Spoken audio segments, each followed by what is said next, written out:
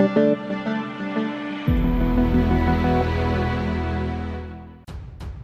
to hard reset Redmi K60 Ultra. Step 1. In the beginning, use the power key to switch off the Xiaomi Redmi K60 Ultra.